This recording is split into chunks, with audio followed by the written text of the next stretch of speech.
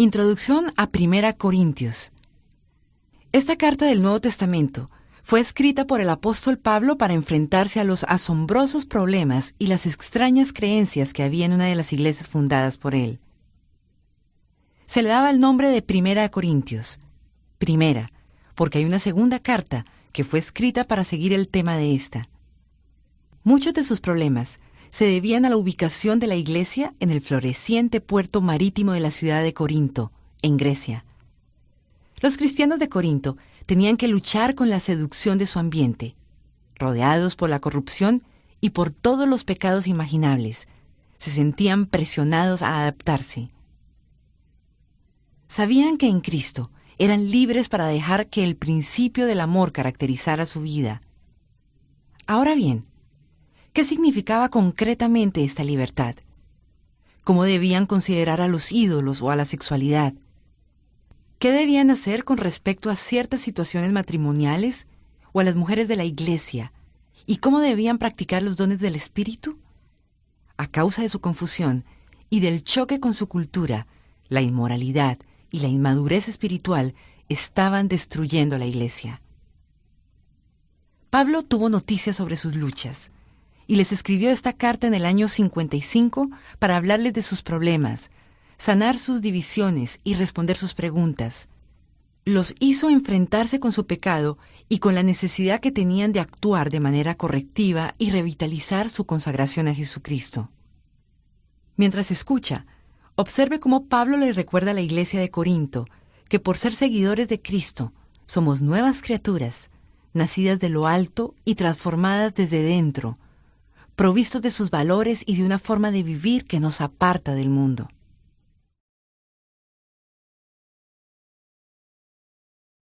Primera carta a los Corintios. Capítulo 1.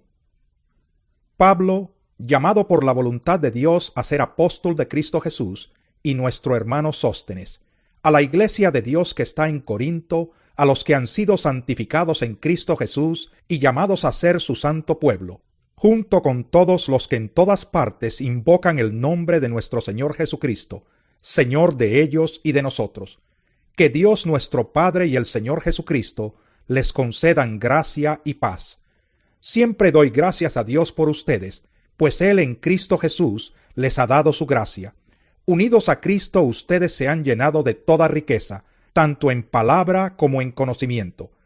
Así se ha confirmado en ustedes nuestro testimonio acerca de Cristo, de modo que no les falta ningún don espiritual mientras esperan con ansias que se manifieste nuestro Señor Jesucristo. Él los mantendrá firmes hasta el fin, para que sean irreprochables en el día de nuestro Señor Jesucristo. Fiel es Dios, quien los ha llamado a tener comunión con su Hijo Jesucristo, nuestro Señor. Les suplico, hermanos, en el nombre de nuestro Señor Jesucristo, que todos vivan en armonía y que no haya divisiones entre ustedes, sino que se mantengan unidos en un mismo pensar y en un mismo propósito. Digo esto, hermanos míos, porque algunos de la familia de Cloé me han informado que hay rivalidades entre ustedes. Me refiero a que unos dicen, yo sigo a Pablo, otros afirman, yo a Apolos, otros, yo a Cefas, y otros, yo a Cristo. ¿Cómo? ¿Está dividido Cristo? ¿Acaso Pablo fue crucificado por ustedes? ¿O es que fueron bautizados en el nombre de Pablo? Gracias a Dios que no bauticé a ninguno de ustedes, excepto a Crispo y a Gayo, de modo que nadie puede decir que fue bautizado en mi nombre. Bueno, también bauticé a la familia de Estéfanas. Fuera de estos, no recuerdo haber bautizado a ningún otro, pues Cristo no me envió a bautizar, sino a predicar el Evangelio, y eso sin discursos de sabiduría humana, para que la cruz de Cristo no perdiera su eficacia. Me explico. El mensaje de la cruz es una locura para los que se pierden. En cambio, para los que se salvan, es decir, para nosotros, este mensaje es el poder de Dios, pues está escrito, destruiré la sabiduría de los sabios, frustraré la inteligencia de los inteligentes. ¿Dónde está el sabio? ¿Dónde el erudito? ¿Dónde el filósofo de esta época? ¿No ha convertido Dios en locura la sabiduría de este mundo? Ya que Dios en su sabio designio dispuso que el mundo no lo conociera mediante la sabiduría humana, tuvo a bien salvar mediante la locura de la predicación a los que creen. Los judíos piden señales milagrosas y los gentiles buscan sabiduría, mientras que nosotros predicamos a Cristo crucificado. Este mensaje es motivo de tropiezo para los judíos y es locura para los gentiles. Pero para los que Dios ha llamado, lo mismo judíos que gentiles, Cristo es el poder de Dios y la sabiduría de Dios. Pues la locura de Dios es más sabia que la sabiduría humana, y la debilidad de Dios es más fuerte que la fuerza humana. Hermanos, consideren su propio llamamiento. No muchos de ustedes son sabios según criterios meramente humanos, ni son muchos los poderosos, ni muchos los de noble cuna. Pero Dios escogió lo insensato del mundo para avergonzar a los sabios, y escogió lo débil del mundo para avergonzar a los poderosos. También escogió Dios lo más bajo y despreciado, y lo que no es nada, para anular lo que es, a fin de que en su presencia nadie pueda jactarse. Pero gracias a Él, ustedes están unidos a Cristo Jesús, a quien Dios ha hecho nuestra sabiduría, es decir, nuestra justificación, santificación y redención, para que, como está escrito, si alguien ha de gloriarse, que se gloríe en el Señor. Capítulo 2. Yo mismo, hermanos, cuando fui a anunciarles el testimonio de Dios, no lo hice con gran elocuencia y sabiduría. Me propuse más bien, estando entre ustedes, no saber de cosa alguna excepto de Jesucristo y de este crucificado. Es más, me presenté ante ustedes con tanta debilidad que temblaba de miedo. No les hablé ni les prediqué con palabras sabias y elocuentes, sino con demostración del poder del Espíritu, para que la fe de ustedes no dependiera de la sabiduría humana, sino del poder de Dios. En cambio, hablamos con sabiduría entre los que han alcanzado madurez, pero no con la sabiduría de este mundo, ni con la de sus gobernantes, los cuales terminarán en nada.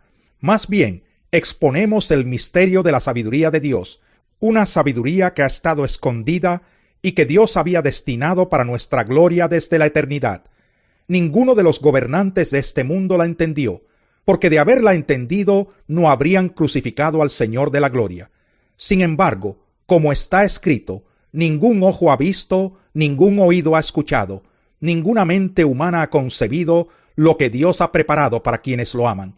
Ahora bien, Dios nos ha revelado esto por medio de su Espíritu, pues el Espíritu lo examina todo hasta las profundidades de Dios. En efecto, ¿quién conoce los pensamientos del ser humano sino su propio espíritu que está en él? Asimismo, nadie conoce los pensamientos de Dios sino el Espíritu de Dios. Nosotros no hemos recibido el espíritu del mundo, sino el Espíritu que procede de Dios, para que entendamos lo que por su gracia Él nos ha concedido.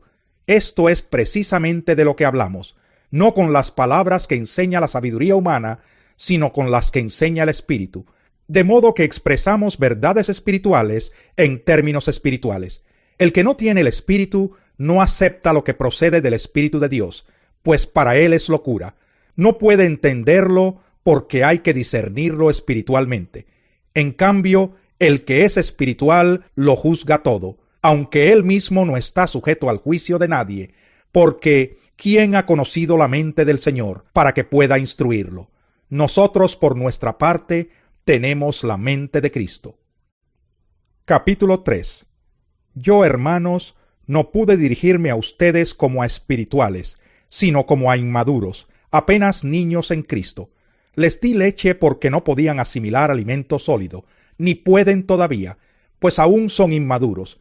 Mientras haya entre ustedes celos y contiendas, no serán inmaduros. ¿Acaso no se están comportando según criterios meramente humanos? Cuando uno afirma, yo sigo a Pablo, y otro, yo sigo a Apolos, no es porque están actuando con criterios humanos. Después de todo, ¿qué es Apolos? ¿Y qué es Pablo? Nada más que servidores por medio de los cuales ustedes llegaron a creer, según lo que el Señor le asignó a cada uno. Yo sembré, Apolos regó, pero Dios ha dado el crecimiento. Así que no cuenta ni el que siembra ni el que riega, sino solo Dios, quien es el que hace crecer. El que siembra y el que riega están al mismo nivel, aunque cada uno será recompensado según su propio trabajo.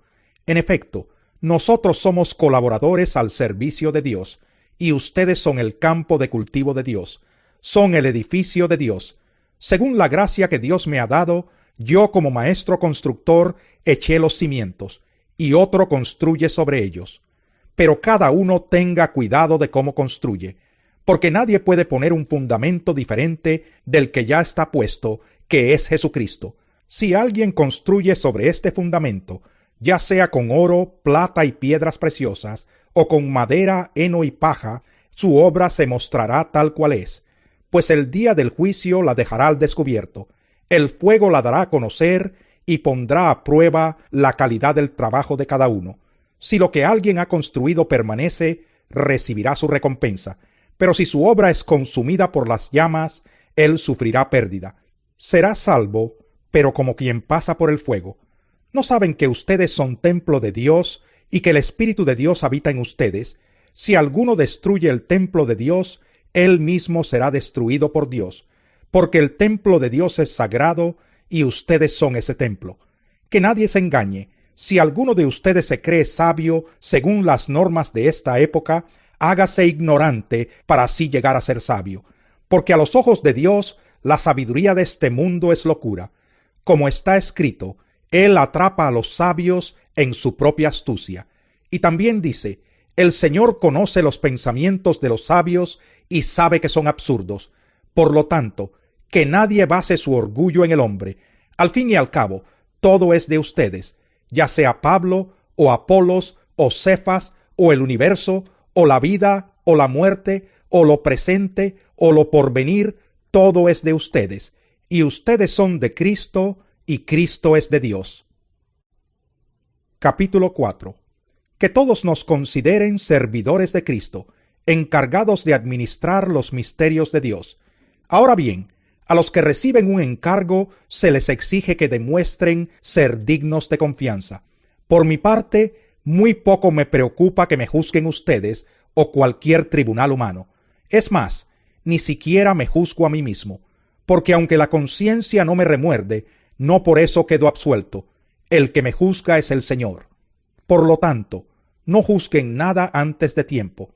Esperen hasta que venga el Señor. Él sacará a la luz lo que está oculto en la oscuridad, y pondrá al descubierto las intenciones de cada corazón. Entonces cada uno recibirá de Dios la alabanza que le corresponda. Hermanos, todo esto lo he aplicado a Apolos y a mí mismo para beneficio de ustedes, con el fin de que aprendan de nosotros aquello de no ir más allá de lo que está escrito. Así ninguno de ustedes podrá engreírse de haber favorecido al uno en perjuicio del otro. ¿Quién te distingue de los demás? ¿Qué tienes que no hayas recibido?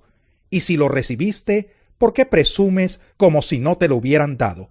Ya tienen todo lo que desean, ya se han enriquecido, han llegado a ser reyes, y eso sin nosotros. Ojalá fueran de veras reyes, para que también nosotros reináramos con ustedes. Por lo que veo, a nosotros los apóstoles, Dios nos ha hecho desfilar en el último lugar. Como los sentenciados a muerte, hemos llegado a ser un espectáculo para todo el universo, tanto para los ángeles como para los hombres. Por causa de Cristo, nosotros somos los ignorantes. Ustedes en Cristo son los inteligentes. Los débiles somos nosotros. Los fuertes son ustedes. A ustedes se les estima, a nosotros se nos desprecia. Hasta el momento pasamos hambre, tenemos sed, nos falta ropa, se nos maltrata, no tenemos dónde vivir. Con estas manos nos matamos trabajando. Si nos maldicen, bendecimos. Si nos persiguen, lo soportamos. Si nos calumnian, los tratamos con gentileza. Se nos considera la escoria de la tierra, la basura del mundo, y así hasta el día de hoy. No les escribo esto para avergonzarlos, sino para amonestarlos como a hijos míos amados. De hecho, aunque tuvieran ustedes miles de tutores en Cristo, padres sí que no tienen muchos, porque mediante el Evangelio yo fui el Padre que los engendró en Cristo Jesús. Por tanto les ruego que sigan mi ejemplo. Con este propósito les envié a Timoteo, mi amado y fiel hijo en el Señor. Él les recordará mi manera de comportarme en Cristo Jesús, como enseño por todas partes y en todas las iglesias. Ahora bien, algunos de ustedes se han vuelto presuntuosos pensando que no iré a verlos. Lo cierto es que si Dios quiere, iré a visitarlos muy pronto, y ya veremos no solo cómo hablan, sino cuánto poder tienen esos presumidos, porque el reino de Dios no es cuestión de palabras, sino de poder. ¿Qué prefieren? ¿Que vaya a verlos con un látigo o con amor y espíritu apacible? Este es el final del disco. Favor de proseguir al próximo disco para continuación del programa. Capítulo 5. Es ya del dominio público que hay entre ustedes un caso de inmoralidad sexual que ni siquiera entre los paganos se tolera, a saber que uno de ustedes tiene por mujer a la esposa de su padre, y de eso se sienten orgullosos. ¿No debieran más bien haber lamentado lo sucedido y expulsado de entre ustedes al que hizo tal cosa? Yo, por mi parte, aunque no estoy físicamente entre ustedes, sí estoy presente en espíritu, y ya he juzgado, como si estuviera presente, al que cometió este pecado. Cuando se reúnan en el nombre de nuestro Señor Jesús, y con su poder yo los acompañe en espíritu, entreguen a este hombre a Satanás para destrucción de su naturaleza pecaminosa, a fin de que su espíritu sea salvo en el día del Señor. Hacen mal en jactarse. ¿No se dan cuenta de que un poco de levadura hace fermentar toda la masa? Desháganse de la vieja levadura para que sean masa nueva, panes sin levadura, como lo son en realidad. Porque Cristo nuestro Cordero Pascual ya ha sido sacrificado. Así que celebremos nuestra Pascua no con la vieja levadura, que es la malicia y la perversidad, sino con pan sin levadura, que es la sinceridad y la verdad. Por carta ya les he dicho que no se relacionen con personas inmorales. Por supuesto, no me refería a la gente inmoral de este mundo, ni a los avaros, estafadores o idólatras. En tal caso, tendrían ustedes que salirse de este mundo. Pero en esta carta quiero aclararles que no deben relacionarse con nadie que, llamándose hermano, sea inmoral o avaro, idólatra, calumniador, borracho o estafador. Con tal persona ni siquiera deben juntarse para comer. ¿Acaso me toca a mí juzgar a los de afuera? ¿No son ustedes los que deben juzgar a los de adentro? Dios juzgará a los de afuera. Expulsen al malvado de entre ustedes. Capítulo 6. Si alguno de ustedes tiene un pleito con otro, ¿cómo se atreve a presentar demanda ante los inconversos, en vez de acudir a los creyentes? ¿Acaso no saben que los creyentes juzgarán al mundo? Y si ustedes han de juzgar al mundo, ¿cómo no van a ser capaces de juzgar casos insignificantes? ¿No saben que aún a los ángeles los juzgaremos? ¿Cuánto más los asuntos de esta vida? Por tanto, si tienen pleitos sobre tales asuntos, ¿cómo es que nombran como jueces a los que no cuentan para nada ante la iglesia? Digo esto para que les dé vergüenza. ¿Acaso no hay entre ustedes nadie lo bastante sabio como para juzgar un pleito entre creyentes? Al contrario, un hermano demanda a otro, y esto ante los incrédulos. En realidad, ya es una grave falla el solo hecho de que haya pleitos entre ustedes. ¿No sería mejor soportar la injusticia? ¿No sería mejor dejar que los defrauden? Lejos de eso, son ustedes los que defraudan y cometen injusticias. Y conste que se trata de sus hermanos. ¿No saben que los malvados no heredarán el reino de Dios? No se dejen engañar. Ni los fornicarios, ni los idólatras, ni los adúlteros, ni los sodomitas, ni los pervertidos sexuales, ni los ladrones, ni los avaros, ni los borrachos, ni los calumniadores, ni los estafadores heredarán el reino de Dios. Y eso eran algunos de ustedes, pero ya han sido lavados, ya han sido santificados, ya han sido justificados en el nombre del Señor Jesucristo y por el Espíritu de nuestro Dios. Todo me está permitido, pero no todo es para mi bien. Todo me está permitido, pero no dejaré que nada me domine. Los alimentos son para el estómago y el estómago para los alimentos. Así es, y Dios los destruirá a ambos. Pero el cuerpo no es para la inmoralidad sexual, sino para el Señor, y el Señor para el cuerpo. Con su poder Dios resucitó al Señor, y nos resucitará también a nosotros. ¿No saben que sus cuerpos son miembros de Cristo mismo? ¿Tomaré acaso los miembros de Cristo para unirlos con una prostituta? ¡Jamás! ¿No saben que el que se une a una prostituta se hace un solo cuerpo con ella? Pues la Escritura dice, los dos llegarán a ser un solo cuerpo, pero el que se une al Señor se hace uno con Él en espíritu. Huyan de la inmoralidad sexual. Todos los demás pecados que una persona comete quedan fuera de su cuerpo, pero el que comete inmoralidades sexuales peca contra su propio cuerpo. ¿Acaso no saben que su cuerpo es templo del Espíritu Santo, quien está en ustedes y al que han recibido de parte de Dios? Ustedes no son sus propios dueños, fueron comprados por un precio. Por tanto, honren con su cuerpo a Dios. Capítulo 7. Paso ahora a los asuntos que me plantearon por escrito. Es mejor no tener relaciones sexuales, pero en vista de tanta inmoralidad, cada hombre debe tener su propia esposa, y cada mujer su propio esposo. El hombre debe cumplir su deber conyugal con su esposa, e igualmente la mujer con su esposo. La mujer ya no tiene derecho sobre su propio cuerpo, sino su esposo. Tampoco el hombre tiene derecho sobre su propio cuerpo, sino su esposa. No se nieguen el uno al otro, a no ser de común acuerdo y solo por un tiempo para dedicarse a la oración. No tarden en volver a unirse nuevamente. De lo contrario, pueden caer en tentación de Satanás por falta de dominio propio. Ahora bien, esto lo digo como una concesión y no como una orden. En realidad, preferiría que todos fueran como yo. No obstante, cada uno tiene de Dios su propio don. Este posee uno, aquel otro. A los solteros y a las viudas les digo que sería mejor que se quedaran como yo. Pero si no pueden dominarse, que se casen, porque es preferible casarse que quemarse de pasión. A los casados les doy la siguiente orden, no yo sino el Señor, que la mujer no se separe de su esposo. Sin embargo, si se separa, que no se vuelva a casar. De lo contrario, que se reconcilie con su esposo. Asimismo, que el hombre no se divorcie de su esposa. A los demás les digo yo, no es mandamiento del Señor. Si algún hermano tiene una esposa que no es creyente, y ella consiente en vivir con él, que no se divorcie de ella. Y si una mujer tiene un esposo que no es creyente, y él consiente en vivir con ella, que no se divorcie de él. Porque el esposo no creyente ha sido santificado por la unión con su esposa, y la esposa no creyente ha sido santificada por la unión con su esposo creyente.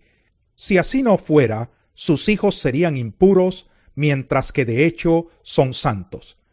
Sin embargo, si el cónyuge no creyente decide separarse, no se lo impidan. En tales circunstancias, el cónyuge creyente queda sin obligación. Dios nos ha llamado a vivir en paz. ¿Cómo sabes tú, mujer, si acaso salvarás a tu esposo? ¿O cómo sabes tú, hombre, si acaso salvarás a tu esposa? En cualquier caso, cada uno debe vivir conforme a la condición que el Señor le asignó y a la cual Dios lo ha llamado. Esta es la norma que establezco en todas las iglesias. ¿Fue llamado alguno estando ya circuncidado? Que no disimule su condición. ¿Fue llamado alguno sin estar circuncidado? Que no se circuncide. Para nada cuenta estar o no estar circuncidado. Lo que importa es cumplir los mandatos de Dios. Que cada uno permanezca en la condición en que estaba cuando Dios lo llamó. ¿Eras esclavo cuando fuiste llamado? No te preocupes, aunque si tienes la oportunidad de conseguir tu libertad, aprovéchala. Porque el que era esclavo cuando el Señor lo llamó, es un liberto del Señor. Del mismo modo, el que era libre cuando fue llamado, es un esclavo de Cristo. Ustedes fueron comprados por un precio. No se vuelvan esclavos de nadie. Hermanos, cada uno permanezca ante Dios en la condición en que estaba cuando Dios lo llamó. En cuanto a las personas solteras, no tengo ningún mandato del Señor, pero doy mi opinión como quien por la misericordia del Señor es digno de confianza. Pienso que a causa de la crisis actual, es bueno que cada persona se quede como está. ¿Estás casado? No procures divorciarte. ¿Estás soltero? No busques esposa. Pero si te casas, no pecas. Y si una joven se casa, tampoco comete pecado. Sin embargo, los que se casan tendrán que pasar por muchos aprietos, y yo quiero evitárselos. Lo que quiero decir, hermanos, es que nos queda poco tiempo.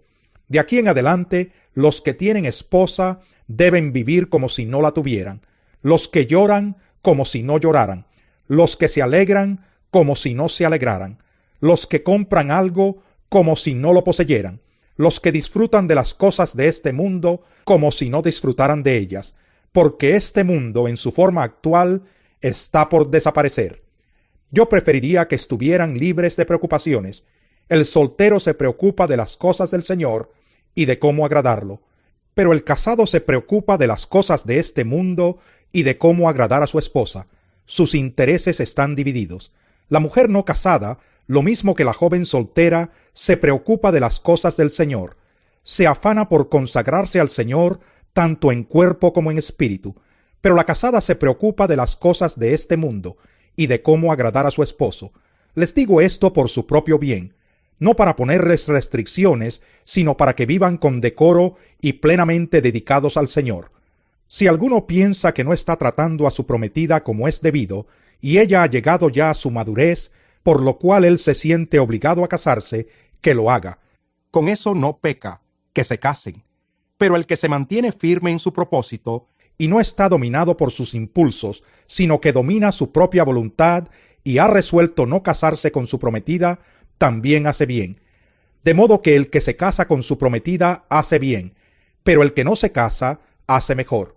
La mujer está ligada a su esposo mientras él vive, pero si el esposo muere, ella queda libre para casarse con quien quiera, con tal de que sea en el Señor. En mi opinión, ella será más feliz si no se casa, y creo que yo también tengo el Espíritu de Dios. Capítulo 8. En cuanto a lo sacrificado a los ídolos, es cierto que todos tenemos conocimiento. El conocimiento envanece, mientras que el amor edifica. El que cree que sabe algo, todavía no sabe como debiera saber, pero el que ama a Dios es conocido por él. De modo que en cuanto a comer lo sacrificado a los ídolos, sabemos que un ídolo no es absolutamente nada, y que hay un solo Dios. Pues aunque haya los así llamados dioses, ya sea en el cielo o en la tierra, y por cierto que hay muchos dioses y muchos señores, para nosotros no hay más que un solo Dios, el Padre, de quien todo procede y para el cual vivimos, y no hay más que un solo Señor, es decir, Jesucristo, por quien todo existe y por medio del cual vivimos. Pero no todos tienen conocimiento de esto. Algunos siguen tan acostumbrados a los ídolos que comen carne a sabiendas de que ha sido sacrificada a un ídolo, y su conciencia se contamina por ser débil. Pero lo que comemos no nos acerca a Dios. No somos mejores por comer, ni peores por no comer. Sin embargo, tengan cuidado de que su libertad no se convierta en motivo de tropiezo para los débiles.